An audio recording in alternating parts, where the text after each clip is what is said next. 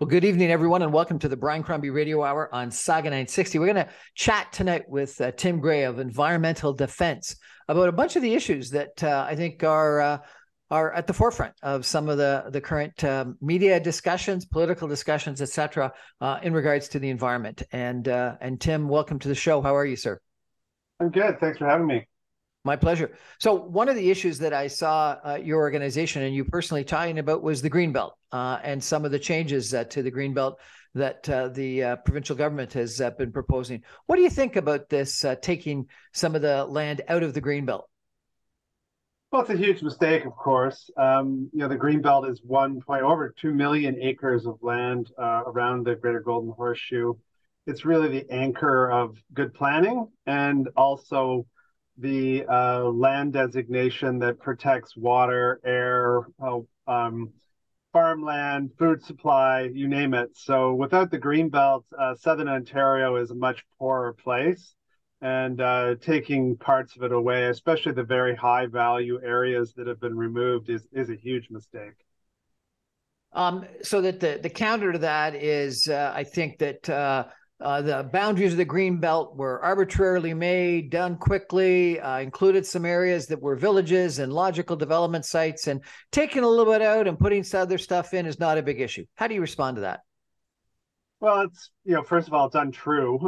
The Greenbelt design took years and had, thousands of person years involved in designing it and establishing the boundaries. In fact, in 2015, there was a statutory review that was conducted by a committee headed up by former Mayor of Toronto and ex-federal cabinet minister David Crombie. And about 700 applications were made by developers and municipalities to take land out of the Greenbelt, and all of those were refused. And the only thing that was done was clarifying some mapping boundaries, because as you can imagine, designating something like the Greenbelt in Southern Ontario, where the land is all privately owned, means you're following property lines. And some of that complex mapping needed to be corrected, and it was. So, total a couple of hundred hectares. So, it's really, really important to recognize that if you start removing land from the Greenbelt, you send a signal to the development industry that all land could possibly be removed. And it sets off a speculation Only if you go frenzy. to a bridal shower. Well, that is really important, that if you show up at the right table at a wedding, then you have more chance perhaps of having some influence on the current government. But you send this message and it sends the farmland prices skyrocketing, which makes it very, very difficult for the farming community to be able to acquire land for farming, because it all starts to have a value as if it could become a subdivision someday. So it's kind of the beginning of the end from the Greenbelt, and that's why it has to be stopped. This has to be the first and last time that any government decides to sell off key pieces of the Greenbelt for development. But is it fair for government to arbitrarily designate some areas as not development worthy, that it's got to stay as Greenbelt? These farmers and/or developers, if they own the land, it's their private property, it's their asset. Shouldn't they be able to exploit it to highest and best use? There's no guarantee, of course, in anywhere about future speculative profits. And governments, all over the world make land use planning decisions in order to best serve the population. Just give you an example, like in Europe, you have an old friend whose family owns some land outside of a city, and I was saying, oh, this must be worth a lot of money because, someday it'll be developed. And he's saying, no, it's not worth anything more than the rent that the farmers will pay for it, because the boundaries here will never expand. Land will never be redesignated from agriculture to urban development. And I think that same kind of principle needs to apply in Southern Ontario. I mean, our landscape here is very much more like Europe than it is the rest of Canada. This is some of the best high quality farmland in the world.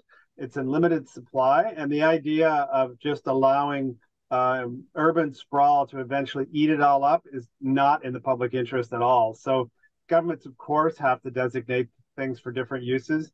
I live in downtown Toronto. I can't get up tomorrow morning and decide that the highest and best use of my downtown property is to build a skyscraper on it, even though that'd be worth a couple $1 billion. It's just not allowed because that's not a permitted zoning in my neighborhood. So what happened, I presume, is that some of these developers went to the provincial government and persuaded them that they were adjacent to villages or close proximity to Highway 413, the proposed Highway 413, or not really Greenbelt worthy kind of lands. They had some justification, and the provincial government made the decision to allow those development parcels out of the Greenbelt. And then they put an equal amount in the Greenbelt of what they deemed to be more Greenbelt worthy lands, I assume. You think that I'm wrong in that description, or even if I'm right, that that's not appropriate? I think you're wrong. Sorry, but about 70% of the land that was removed from the Greenbelt is in actually in one parcel, the Dufferins Rouge Agricultural Preserve.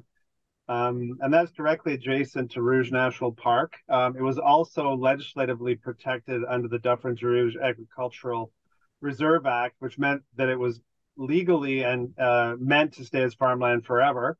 All farmland or wetlands or forest cover, super high quality farmland, directly adjacent to Canada's first national urban park. The ecological integrity of that park dependent on the ongoing use of that land for things other than urban uses. So that's just a good example. Also, of course, as I mentioned, we went through a review less than 10 years ago of the Greenbelt, of its boundaries, and it was determined over a 2-year process that the Greenbelt should get larger and that no meaningful areas should be removed from it. So the government made these announcements, no consultation, no transparent review of the criteria they were using, and then a claim that these areas were serviced. But now, of course, the provincial government is actually leaning on Durham, leaning on Hamilton to change their infrastructure plans to build sewers, build roads, build water mains into these areas, because of course they have no services, because no one was planning to develop them. They were agricultural. So the claims that, yeah, they're all agricultural. So none of these areas are development ready, as the provincial government would like to indicate. In fact, they're wildly inaccessible and are going to cost a lot of money and change a lot of plans to actually service them. Did you say that 70% of what was taken out of the Greenbelt was in one area that is prime farmland beside a national park? Did I hear that right? Yes, that's right. I'm sorry, Tim, what's the possible justification for that? There is no public interest justification for it. In fact, that same region, Durham, just had its urban boundaries expanded at the same time by 9,000 acres. So, and the Seton lands, which are just adjacent to Dufferins Rouge on the other side of Dufferins Creek to the east, was designated for urban growth years ago, but is only about 15% built out. And all of Durham's plans for suburban development were in that large block. So there's no need for housing, any of these Greenbelt takeouts. We have an area that has been recently designated for urban growth in just the GTHA, so not the Greater Golden Horseshoe, but just the GTHA, that is just slightly smaller than the entire land area of the city of Toronto. So there is no shortage of land that's been designated for houses. The only rationale that makes sense to me is that the developers who owned that land had a connection with the provincial government, and that the provincial government opened up these lands because of that connection and that conversation. Tim, what do you think of Highway 413? I think it's a mistake, but not just me, of course. There was an expert panel that was appointed by the previous government to review whether or not this highway made any sense. Past deputy ministers, transportation experts, etc. And they concluded that it didn't, and so the previous government canceled it. It starts at the 401, 407 interchange, and then ends at the 400 up by King Side Road after looping around Brampton. And if it's built, of course, it'll be very environmentally destructive. It crosses 85 streams and rivers, goes through the best remaining forest areas in Vaughan and York region, paves over lots of farmland, etc. But I think the other big thing here, of course, is that it's going to cost the taxpayer probably anywhere between $8 and $10 billion, and it largely follows the same route as the 407, which is underutilized. So a lot of money for something that we don't need and is incredibly destructive. And maybe the last point is that the city of Brampton has an alternative neighborhood that they'd like to build where the western part of the 413 would be built, called Heritage Heights, which would be kind of like University Avenue kind of look in Toronto, a wide thoroughfare, transit, bike lanes, pedestrian paths, high density, lots of housing. All that becomes impossible for the city of Brampton to build if instead we have a 400 series highway surrounded by big boxes and sprawl. So it's a loser all the way around, and lots of folks who've looked at it in detail have concluded the same thing. We're chatting tonight with the Executive Director of Environmental Defense, Tim Gray. We're going to take a break for some messages and be back with Tim in just 2 minutes. Stay with us, everybody.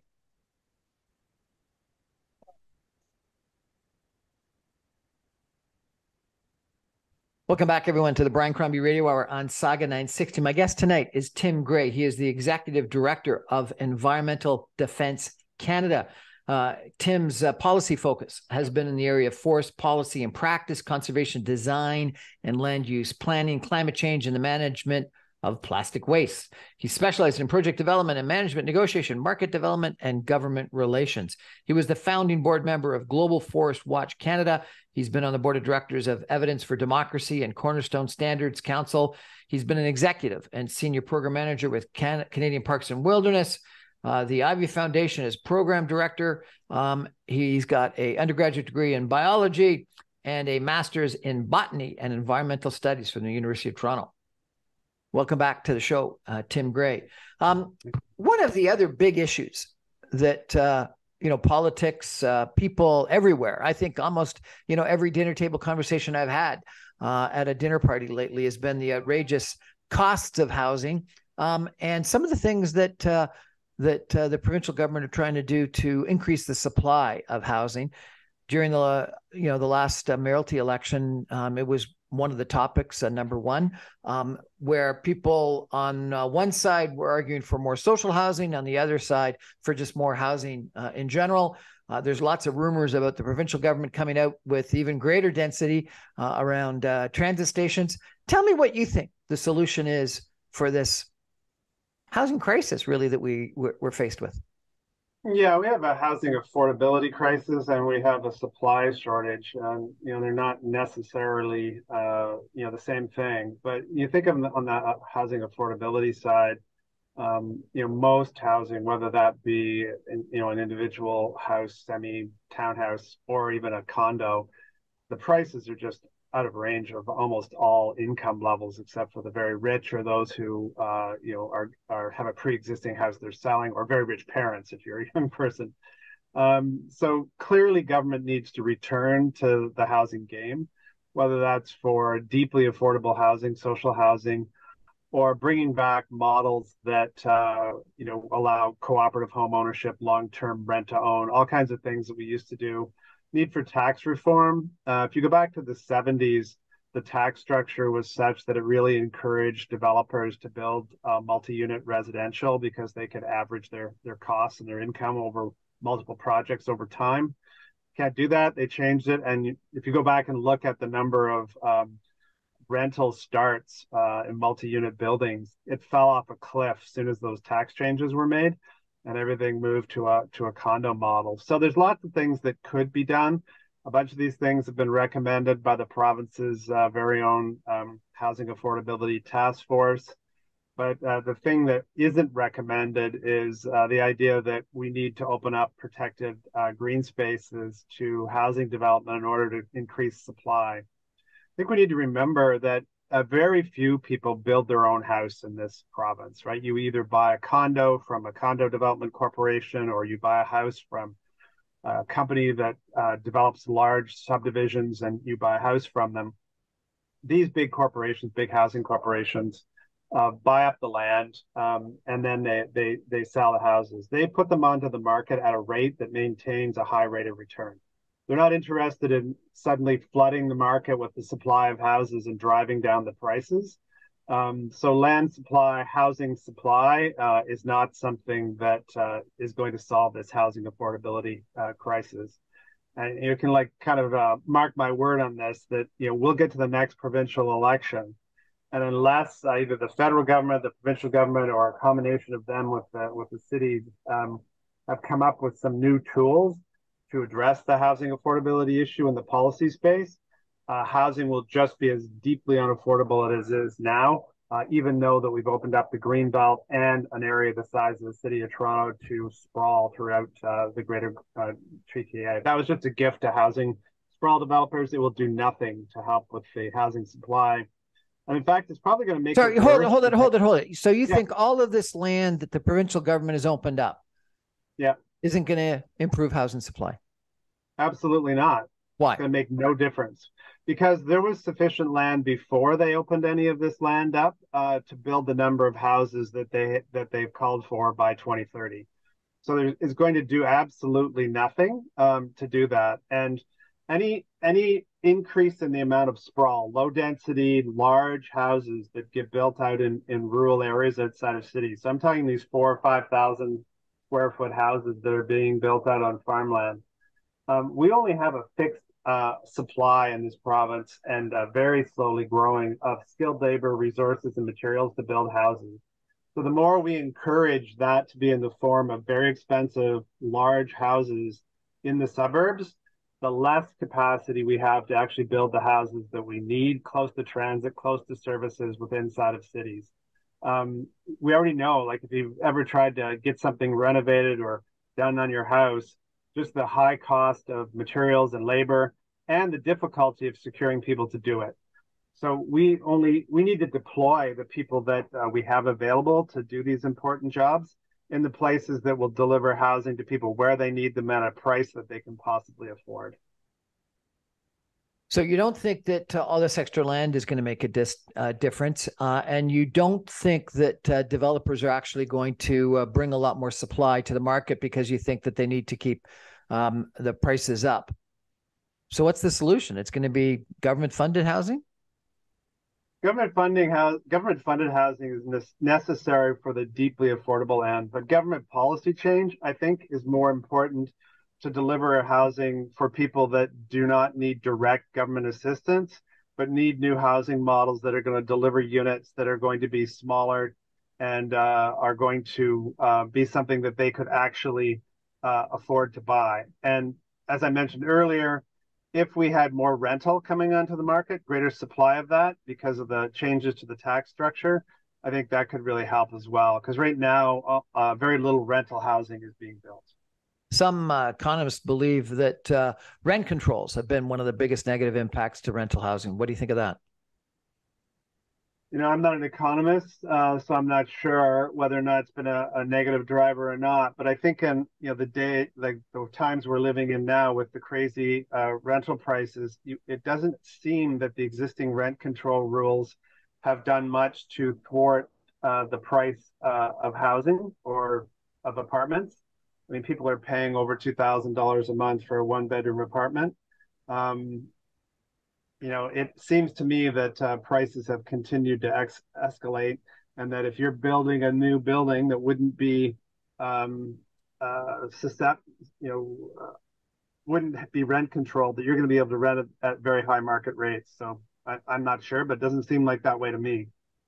With high prices today for housing, condos or frankly, buildings that are containing rental housing and single family homes, high interest rates, high construction costs, not a lot of supply of land, difficulty getting projects approved. I'm told that it takes longer to get projects approved than it does to actually build them.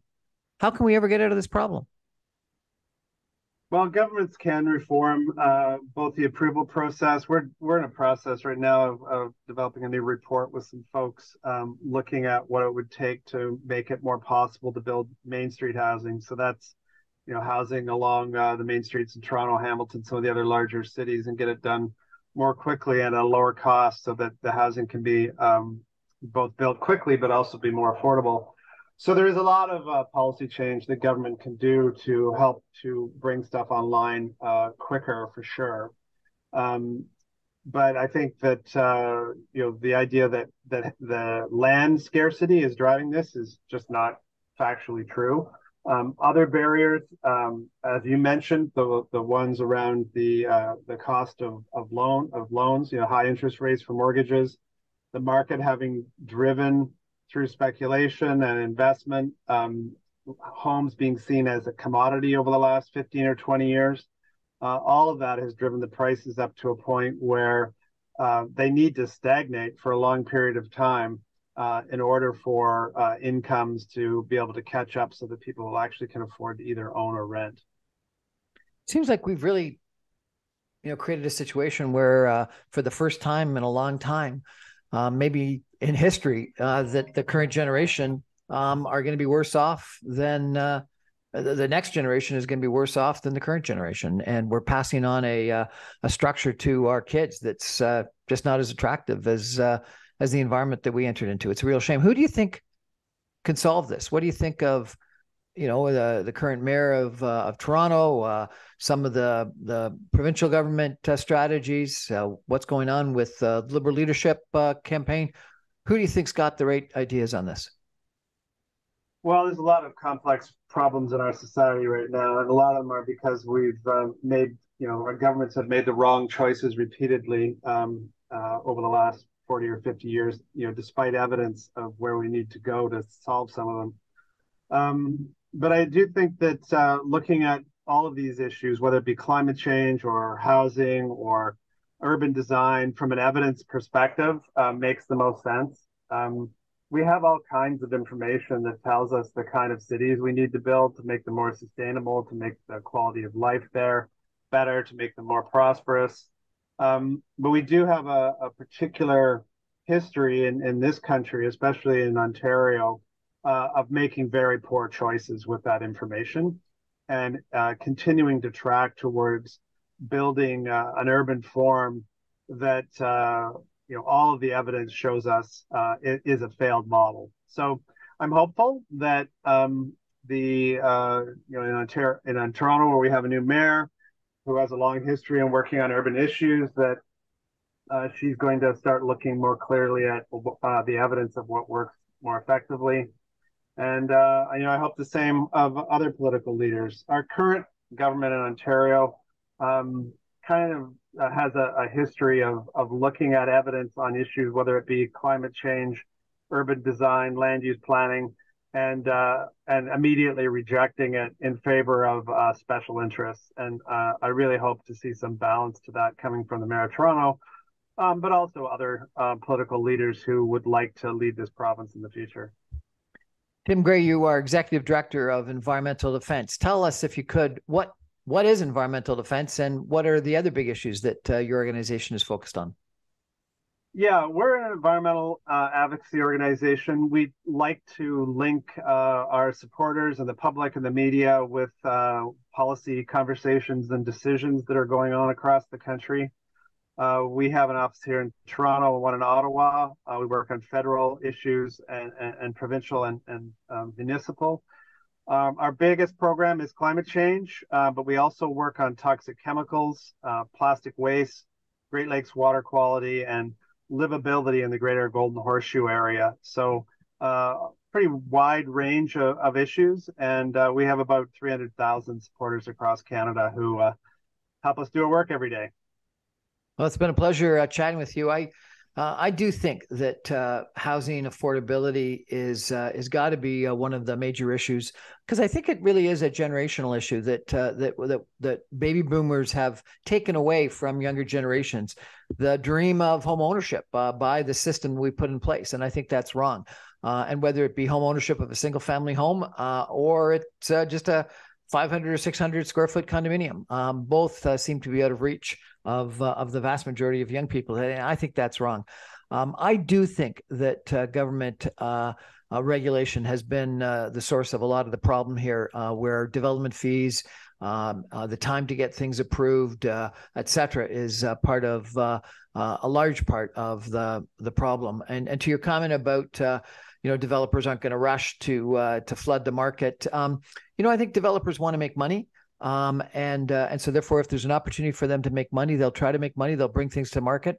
But at the same time, bankers won't allow them to go to market unless they know that they're going to get a return, because the last thing those bankers want, is for the condo development or the housing development or whatnot to come back to them. So that they will demand before they lend the money for the construction, a pro forma that shows they're making a market rate of return. And so I think basic economics actually plays the way it does in every other market, that when there's an opportunity to create profit, people come into the market and start producing. And when profits get too big, more people come in and compete it down. And so I do think that supply could solve the problem. And I think that 5 or 7 years to get projects approved is just wrong. And I think that therefore some of the things the provincial government's doing in that regard are correct, increasing supply. That said, that's not going to solve the problem for a lot of people that can't afford, even if prices came down by 10, 20%.